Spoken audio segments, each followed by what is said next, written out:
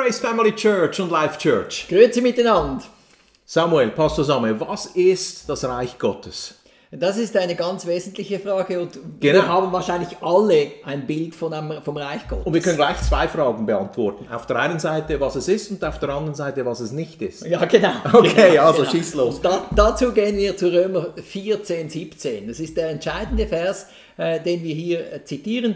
Denn das Reich Gottes ist nicht Essen und Trinken. Also, wenn wir Freude haben am Essen und Trinken, dann dürfen wir diese Freude haben, selbstverständlich, aber das ist nicht das Reich Gottes. Und das meint natürlich nicht das Abendmahl. Nein, damit. das kommt noch dazu. Es geht dann weiter, Ja. sondern Gerechtigkeit, Friede und Freude im Heiligen Geist. Wer darin Christus dient, Wow. der ist Gott wohlgefällig. Und jetzt kommt ganz wichtig, und auch von den Menschen geschätzt. Wow. Das zeigt mir, dass wenn wir also diese Gerechtigkeit, dieser Friede und dieser Freude im Heiligen Geist bewusst sind, das ist eine geistliche Substanz, Ja, ja. die wir wirklich erwarten und in uns haben können und sie auch wirklich immer wieder in unserem Denken vor Augen führen können. Wenn wir das in uns haben und uns dem bewusst sind und dem Herrn dienen, sind wir A, Gott wohlgefällig und B, merken das Menschen, weil sie sehen es Ja. in unserem Gesicht. So wie das Zeugnis von gestern, das du gesagt hast, die Frau, die zu dir gesagt hat, also du bist immer aufgestellt. Ja, ganz genau. Also das ist dann wirklich das Zeugnis. Und eigentlich sind ja diese drei Elemente. Das heißt Gerechtigkeit, Friede und Joy, Genau, Freude. Freude. Also das Reich Gottes, the kingdom of God is joy. Genau. Das ist, genau. was das Reich Gottes Und ist. es ist eben nicht ein Selbstbewusstsein, dass ich jetzt gerade Freude habe, weil ich einen tollen Event habe, sondern es ist Christusbewusstsein. Ja, genau. Ich schaue immer wieder auf Ja. den Herrn und bin mir bewusst, er hat mir die Gerechtigkeit geschenkt. Wow. Ich bin die Gerechtigkeit Gottes in Ja. Jesus Christus. Und er hat mir nicht nur das geschenkt, er hat mir eben auch Freude und Friede geschenkt. Und stellt euch vor, Paulus sitzt im Gefängnis. In einem wirklich, die heutigen Gefängnisse, das sind ja Hotels, aber er war mit Sicherheit in einem Gefängnis, meistens zu unterst, der Paulus, wo ich sage jetzt nicht, was alles oben runterkam, aber wirklich eine schlimme Situation. Und er schreibt uns in dieser Situation, freut euch in dem Herrn alle Zeit. Das ist Philipper 6, 4-5. Ja.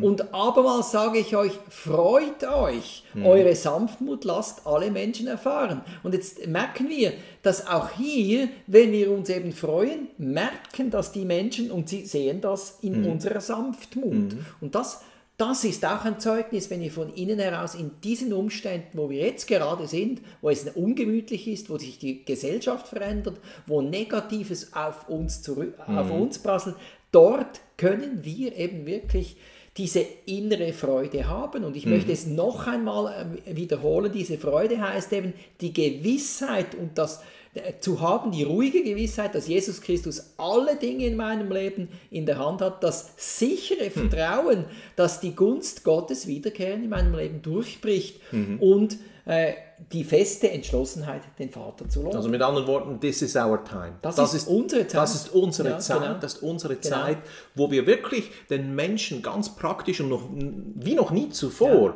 siehst du, alles in dem Krisenmodus. Ja. Und jetzt können sie in uns etwas sehen, das sie nicht kennen. Ganz This genau. is our time. Ganz genau. Und preis dem Herrn, das müssen wir unbedingt, diesen Vorteil müssen wir nützen. Das ist Gottes Plan für das neue Normal. Ja, ganz siehst genau. du? Weil so ein Haufen Leute sich einfach Sorgen machen, aber der Herr sagt ja, dass wir alle unsere Sorgen auf ihn werfen sollen. Und das ist die Zeit zum Scheinen. Und wisst ihr, die Umstände, in denen wir jetzt drin sind, die können wir nicht ändern. Nee. Also ich kann mein Zuhause, dort kann ich meine Umstände verändern, Ja. aber die Umstände in dieser Gesellschaft mit Corona können wir nicht ändern. Ja. Aber wir können zeigen, dass wir Freude haben. Und der Grund, weswegen wir sie nicht ändern können, ist, weil es gibt ja auch Leute, die glauben, die Gemeinde ist da, um alles zu ändern und um die Politik und die Regierung der Welt zu erobern. Das ist aber eben nicht so. Die Gemeinde ist da, um das Evangelium zu predigen. Die Braut ist da, um das Evangelium Jesus zu predigen und nicht um die Gesellschaften zu zu erobern. Und weswegen können wir es nicht ändern? Weil Jesus uns von dieser Zeit schon bereits gesagt und erzählt hat. Seuchen werden kommen, Matthäus 24.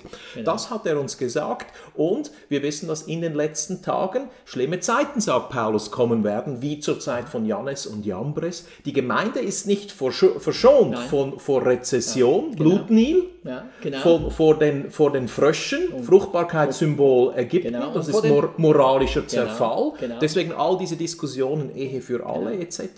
Und von den Pandemien. Von den Stechmücken. Die Mücken, die sind Bilder für übertragbare Krankheiten. Zika-Virus, Malaria kommt ja alles durch Mücken. Also die Gemeinde ist nicht verschont, weil Israel war bei den 10 Plagen von 7 verschont, aber von den ersten 3 noch nicht. Erst ab der 4. Das ist das Bild der Entrückung, sind sie weg. Und das ist der entscheidende Punkt, dass wir dem Herrn den Kampf überlassen, den Herrn überlassen, die Situation zu verändern. Und das können wir durch ein Zeugnis und immer wieder Zeugnis geben. Und das machen wir auch mit dem Abendmahl. Amen. Machen wir mit dem Abendmahl. Und das Abendmahl bestärkt uns auch immer wieder, ein Zeuge sein zu können. Und deswegen, hey, bringt dieses Zeugnis, bringt es zu den Menschen, dass Jesus Christus liebt sie. Halleluja. Und Gott hat einen Plan der Freude für sie vorbereitet. Ganz genau. Amen. Ganz genau. Amen. Interessant, was die Woche alles bringt. Großartig. Großartig, Pastor Samuel hier zu haben. Sein Thema ist die Freude. Und ihr seht, er taucht da richtig ein und bringt die Golden Nuggets, die Goldstücke hervor. Denn wir können alle eine gute, solide Dosis an Freude vertragen zurzeit. Ganz genau. Amen. Und dank dem Blut Jesus sind wir die Gerechtigkeit in Jesus Christus. Amen. Wow. Tagesandacht schon wieder um. Wir haben noch eine in dieser Woche am Freitag. Das heißt morgen. Wir sehen euch also in etwa 24 Stunden wieder und freuen uns schon, was wir noch weiter anschauen werden. Die Zeit rennt. Mit der Freude. Die Zeit rennt, aber preis dem Herrn. Wir nehmen nur zu an der Freude. Ganz genau. Bis bald.